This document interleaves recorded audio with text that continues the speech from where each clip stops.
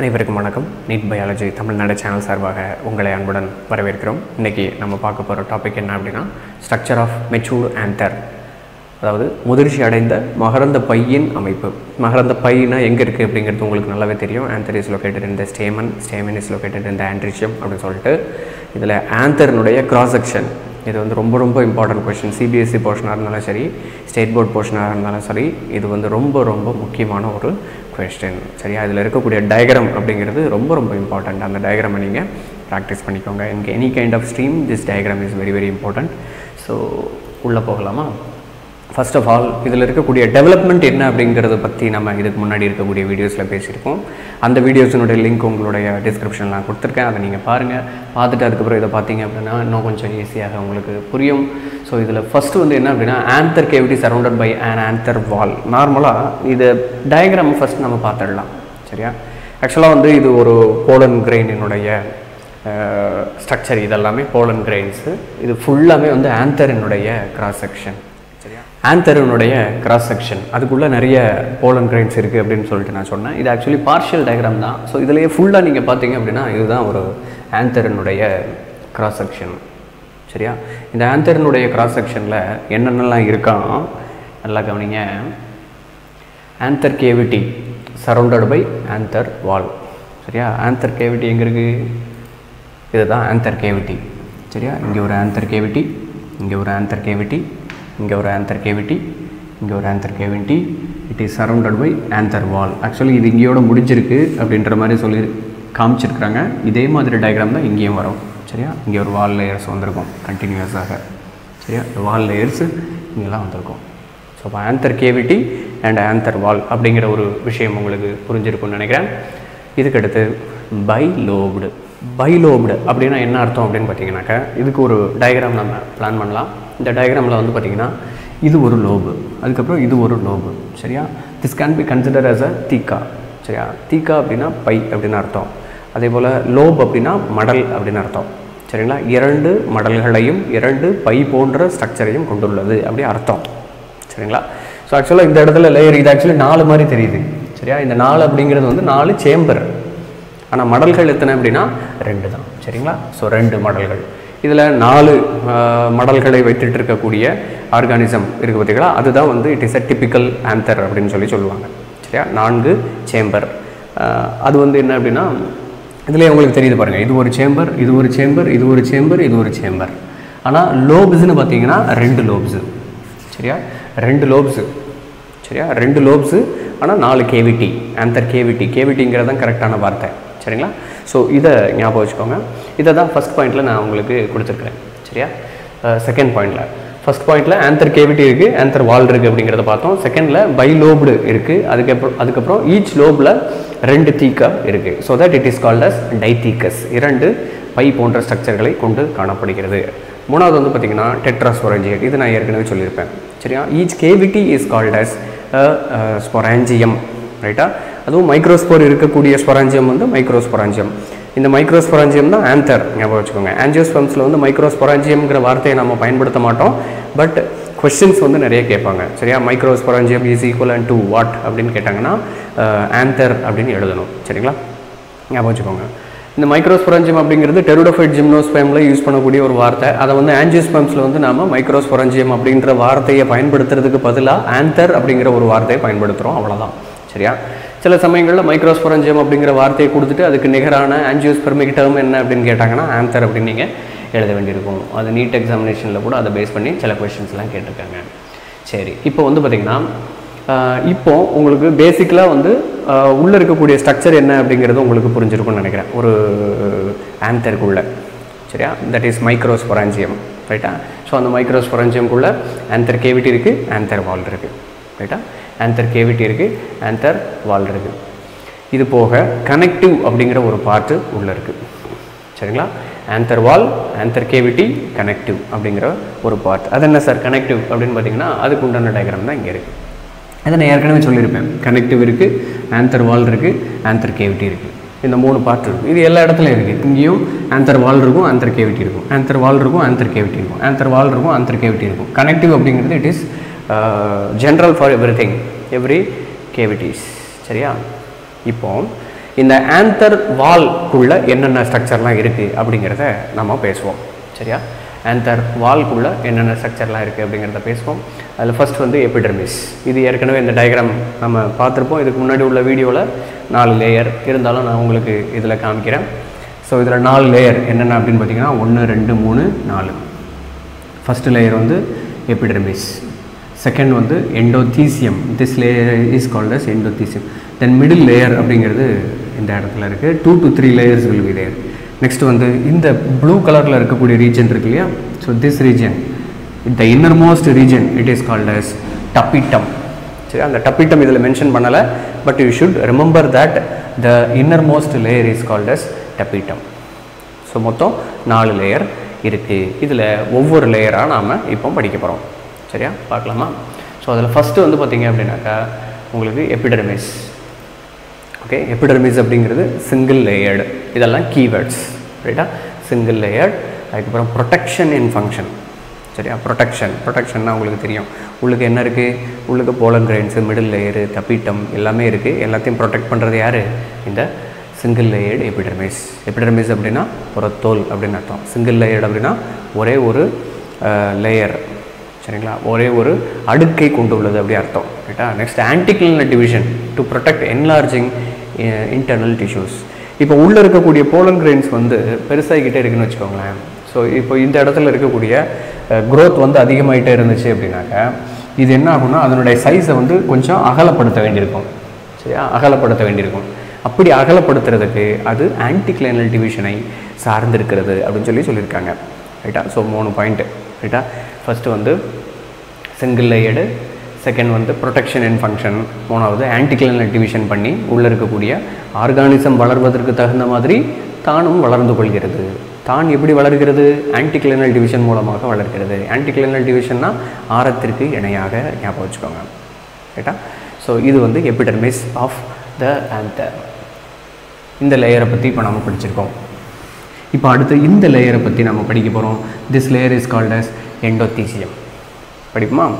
Endothecium பொறுத்தவரையில் அதுவும் single layered தான். சரியா? ரேடியலி எலாங்கேட்டட் அப்படின்னா கொஞ்சம் செவ்வக வடிவில் இது இருக்குது அப்படின்னு அர்த்தம். சரியா? Radially elongated. சரியா? Radially elongated.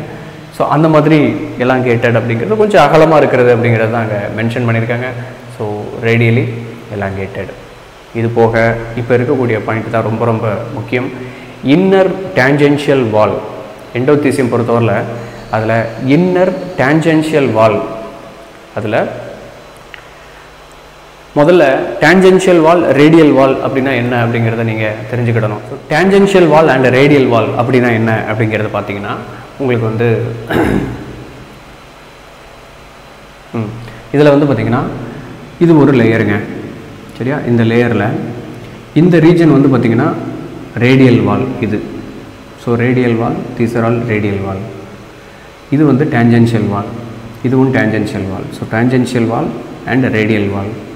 ஸோ இந்த இடத்துல tangential wall, inner tangential wall தானே கொடுத்துருக்கு. ஸோ அப்போ இன்னர் டேஞ்சென்ஷியல் வாலில் என்ன இருக்குமா? ஆல்ஃபா செல்லுலோஸ் இருக்குமா? சரியா? இன்னர் டேஞ்சென்ஷியல் வாலில் ஆல்ஃபா செல்லுலோஸ் இருக்குமா? சில பிளான்ட்டில் சம்டைம்ஸ் ரேடியல் வால்லையும் இந்த ஆல்ஃபா செல்லுலோஸ் இருக்குமா? ரைட்டா? ரேடியல் வால்லையும் இந்த ஆல்ஃபா செல்லுலோஸ் இருக்குமாம். சில பிளான்ட்டில் லிக்னின் இருக்குமாம். சரியா? டேஞ்சென்ஷியல் வாலில் அல்லது ரேடியல் வாலில். சரியா? ஸோ எண்டோதீசியத்துக்கு இருக்கக்கூடிய ஒரு சிறப்பான ஒரு ஸ்ட்ரக்சர் என்ன அப்படின்னு பார்த்தீங்கன்னா இந்த presence of alpha cellulose or lignin in the inner tangential wall or radial walls. ரைட்டா? இன்னர் டேஞ்சென்ஷியல் வாலில் நிறைய பிளான்ட்டில் சம்டைம்ஸ் ரேடியல், சில பிளான்ட்டில் ரேடியல் வால்லையும் இருக்கும். நிறைய பிளான்ட்டில் ஆல்ஃபா செல்லுலோஸ் இருக்கும், சில பிளான்ட்டில் லிக்னின் இருக்கும். சரியா? நெக்ஸ்ட்டு வந்து இந்த எண்டோதீசியத்துக்கு அடுத்த பண்பு என்ன அப்படின்னு பார்த்தீங்கன்னா ஹைக்ரோஸ்கோபிக். அப்படின்னா நீரை உறிஞ்சும் தன்மை. நீரை வந்து தன்னகத்தே அது கொண்டிருக்கிறது அப்படின்னு அர்த்தம். சரிங்களா? ஈரப்பதத்தை தன்னிடத்தில் வைத்து கொண்டிருக்கிறது அப்படின்னு அர்த்தம். வைத்து கொள்ளக்கூடிய தகுதி படைத்தது அப்படின்னு அர்த்தம் ஹைக்ரோஸ்கோபிக். சரிங்களா? நீர் உறிஞ்சும் தன்மை. அதே போல் இந்த எண்டோதீசியம் ரீஜனில் வந்து பார்த்திங்கன்னா எந்தெந்த பிளான்ட்லலாம் இருக்காது அப்படின்னா அக்வாட்டிக் நீர்வாழ் தாவரங்கள், சாப்ரோஃபைட் சாருண்ணி தாவரங்கள், கிளைஸ்டோகேமஸ் நோ ஓப்பன் மலர் வந்து ஓப்பனே ஆகாது. சரியா, இது கிராஸ் பாலினேஷன் படிக்கும்போது நம்ம படிப்போம். கிளைஸ்டோதீசியம் அப்படின்னா செல்ஃப் பாலினேஷனை பண்ணுறதுக்காக, கிராஸ் பாலினேஷனை அவாய்ட் பண்ணுறதுக்காக அந்த ஃப்ளாரு மூடியே இருக்கும். இருந்துச்சு அப்படின்னா உள்ளே இருக்கிற போலன் கிரெயின் உள்ளே இருக்கிற ஸ்டிக்மாலேயே விழுந்துடும். அப்படி இருந்துச்சுன்னா அது கிளைஸ்டோகேமஸ். சரிங்களா, மலர் வந்து விரியவே விரியாது. சரியா, மூடிய மலர்கள் அப்படி அர்த்தம். ரைட்டா. அதே போல் பேரசைட் ஒட்டுண்ணிகள், இதில் எல்லாத்துலேயுமே இந்த எண்டோதீசியம் ரீஜன் வந்து இருக்காது அப்படின்னு சொல்கிறாங்க. சரிங்களா, ஏன் அப்படின்னா அதில் இருக்கக்கூடிய ஆந்தருக்கு வந்து பார்த்திங்கன்னா ப்ரொடெக்ஷன் கம்மியாக இருந்தாலும் போதும் அப்படிங்கிறதுனால. சரியா, கம்மியாக இருந்தாலும் போதும் அப்படிங்கிறதுனால. அதே போல் இந்த ஹைக்ரோஸ்கோபிக் நேச்சர் அப்படிங்கிற விஷயம் வந்து நீர்வாழ் தாவரங்களுக்கு தேவை கிடையாது. சரியா, தேவை கிடையாது. அது எப்போதும் தண்ணிக்குள்ளே தான் இருக்குது அப்படின்றதுனால வாட்டரை வந்து வித்ஸ்டாண்ட் பண்ணிக்கக்கூடிய கெப்பாசிட்டி எண்டோதீசியத்துக்கு இருக்குது. அதனால் அக்வாட்டிக் பிளான்ஸுக்கு அது தேவைப்படல. ஸோ இந்த மாதிரி நிறைய ரீசன்ஸ் இருக்குது. அந்த ரீசன்ஸ்குள்ளே நம்ம போனோம் அப்படின்னாக்கா இந்த வீடியோ லென்த்து போய்கிட்டே இருக்கும். ஸோ இப்போதைக்கு நீங்கள் தெரிஞ்சுக்க வேண்டியது என்ன அப்படின்னா, endothecium layer is absent in aquatic, saprophytic, cleistogamous, extreme parasitic plants. ஞாபகம் வச்சுக்கணும். ரைட்டா. ஸோ இப்போது எண்டோதீசியம் பற்றி நம்ம கொஞ்சம் படிச்சிருக்கோம். இன்னமும் எண்டோதீசியத்துக்கு பாயிண்ட்ஸ் இருக்குது. ஜங்ஷன் ஆஃப் த ஸ்பொராஞ்சியா, எண்டோதீசியத்தில் junction of the sporangia, two sporangia anther lobe lack these திக்கனிங்ஸ்.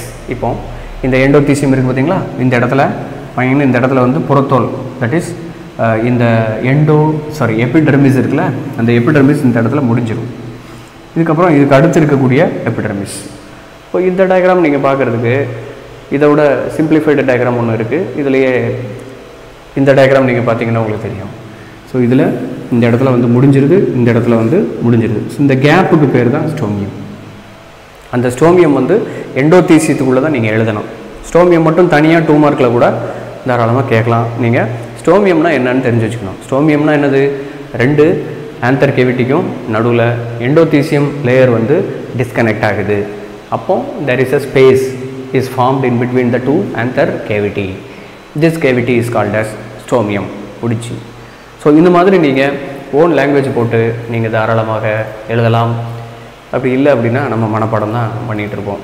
ரைட்டா. Junction of the 2 sporangia of an anther lobe lack these thickenings இப்படின்னு நீங்கள் மனப்பாடம் பண்ணி எழுதுறதா இருந்தால் எழுதலாம். நான் டைம் வேஸ்ட்டு.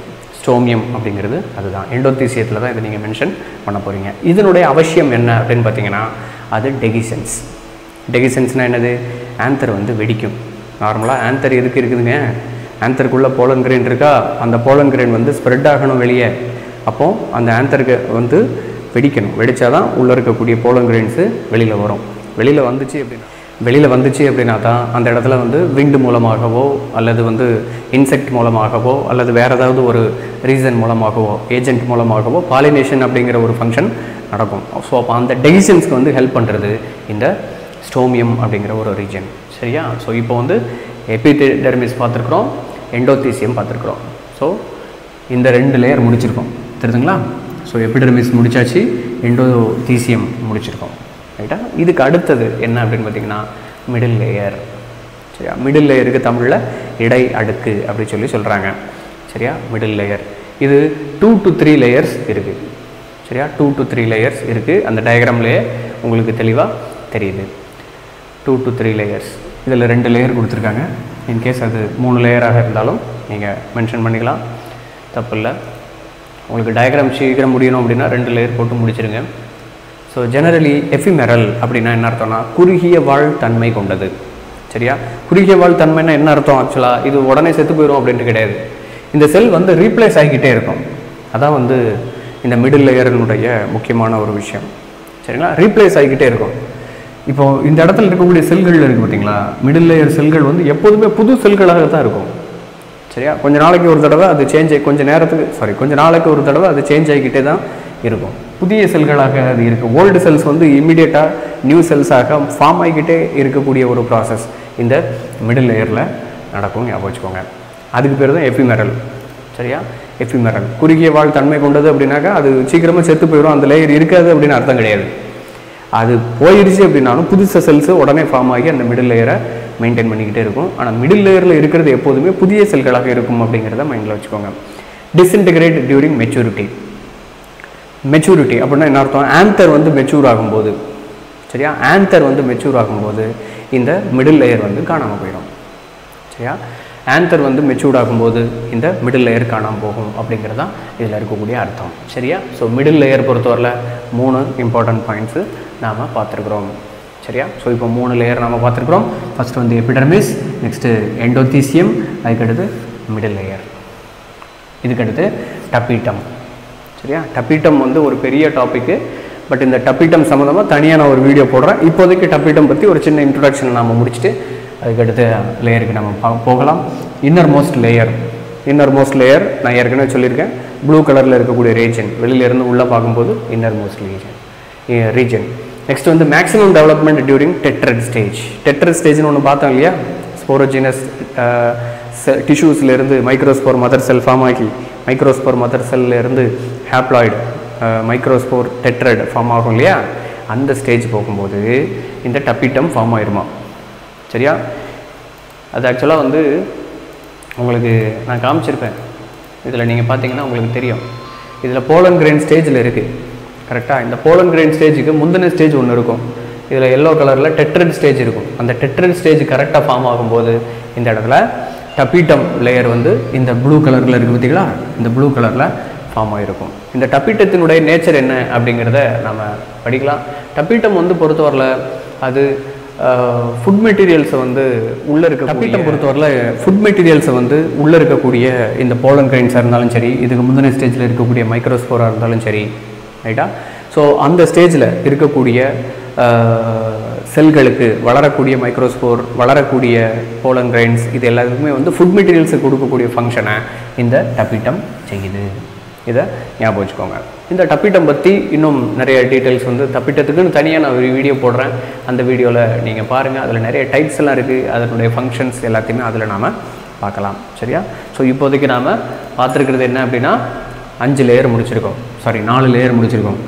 சரியா, எபிடர்மிஸ், எண்டோதீசியம், மிடில் லேயர், டப்பீட்டம். ரைட்டா, இதுக்கு வந்து ஒவ்வொன்றுத்துக்கும் தனித்தனி ஃபங்க்ஷன்ஸ் இருக்குது, ஞாபகம் வச்சுக்கோங்க. சரியா, எபிடர்மிஸ் அப்படின்னா ப்ரொடெக்ஷன் இன் ஃபங்க்ஷன். எண்டோதீசியம் அப்படிங்கிறது இட் இஸ் ஹைக்ரோஸ்கோபிக். சரியா, வாட்டர் லெவலில் வந்து வித்ஸ்டாண்ட் பண்ணி வச்சுருக்கோம். உள்ளே வந்து செல்லுலோஸ் மற்றும் லிக்னின் அப்படிங்கிற சப்ஸ்டன்ஸு உள்ளே இருக்கிறதுனால அது இன்னும் கொஞ்சம் ஸ்ட்ரென்த்தை கொடுக்குது. மிடில் லேயர் அப்படிங்கிறது வந்து புதுசாக நிறைய செல்ஸ்களை வந்து ப்ரொடியூஸ் பண்ணிக்கிட்டு இருக்கோம்.